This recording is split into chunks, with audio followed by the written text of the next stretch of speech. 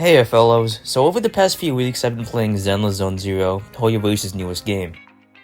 And contrary to popular belief, I find it to be pretty enjoyable despite the many flaws that a lot of people have talked about. Some points that I also agreed with, but over time I just didn't care anymore. So anyway, since Zenless is a gacha game, you're probably gonna have a character that you use most of the time, otherwise considered as your main. And as of right now, that would be Billy Kid for me.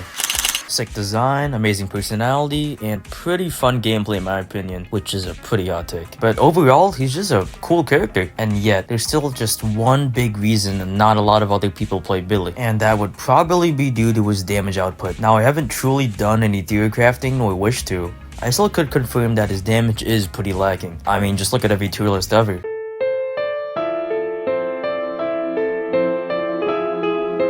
He's pretty nice for rounds where there's a lot of enemies in a single area, but you don't really get much of that later on in the game, since it's mostly boss fights if we're talking sheer defense in the later stages, or really any type of endgame considered content. So fast forward a few weeks later, I happened to get Ellen after losing the first 50-50, which was pretty sad. Had to complete all the side quests in the game just for a chance. But anyway, as everybody's been saying, she's a pretty strong character, excels in pretty much everything combat related for 1.0. I do like her gimmick with the flash freezes. She feels pretty different to play over the other DPSs. But here's the thing, I've had a fair share of time playing both Billy and Ellen, yet I always deploy Billy more for combat. So this little realization led to me thinking of the phrase, fun over meta.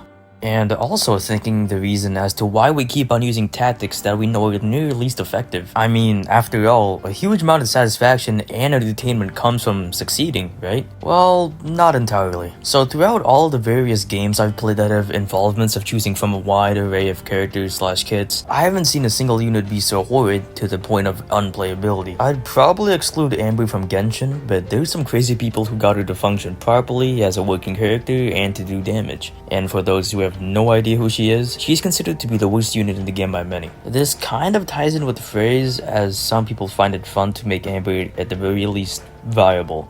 So let's take one more look at a character from this game, the most glorious ginger, Child. At launch, he was regarded as a pretty solid character, considering the cast was pretty sparse at that current point. But as time went on and more characters kept being added, his relevancy kinda faded away, as a good bunch of people looked at him as a standard Hydro DPS when he kind of isn't. But then there was a minority of people who still made Child through it all, me included, and some people love him all for different reasons, but I think it was a consensus that he was at the very least a pretty fun to play character. But in reality, as more time went on, he never became worse, because really nobody else could fulfill his unique role. Okay, well, most characters. He just has one of the most unique kits in the game, albeit not entirely complex. And a lot about what I've said for Child could also be applicable for a lot of other units. You know, those units that aren't exactly the best, but those that are still very enjoyable to use. Basically anyone other than Dory. So what am I really trying to say from this entire Totalia thing? It's just that you should play who you think you should play, because then maybe they could stay at least decent and relevant in terms of actual combat and gameplay. And if you can't clear any type of content with those characters, that's kind of starting to sound like a skill.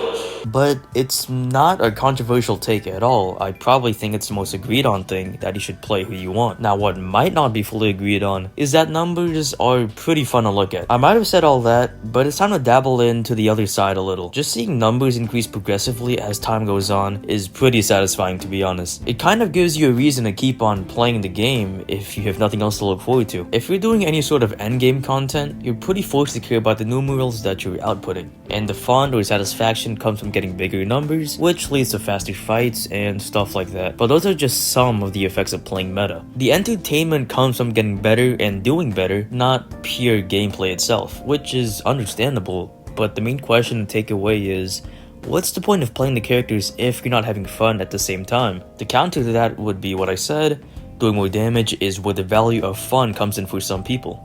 That would probably be where the main point of playing meta comes from for a lot of players. Or you just like those specific characters and they just happen to be the best. I don't know. So if you're treading the fine line between playing meta characters and looking to have fun, just look for the characters that fit your playstyle, make sure they resonate with you, and also look at guides for assistance. It's that easy. It's pretty much regurgitated info at this point, but it should still be reinstated from time to time, because it is pretty important. So, to break it down simply, fun in these type of games can be broken down into many different aspects, and it turns out that choosing and playing the best characters is one way to enjoy a game. Personally, just play the cool characters so you don't get bored easily, as plain as that. Anyway, tell everybody in the comments below, would you prefer to play for fun or to break the game and use meta? But thanks for watching this filler video, and with that being said, see ya fellows.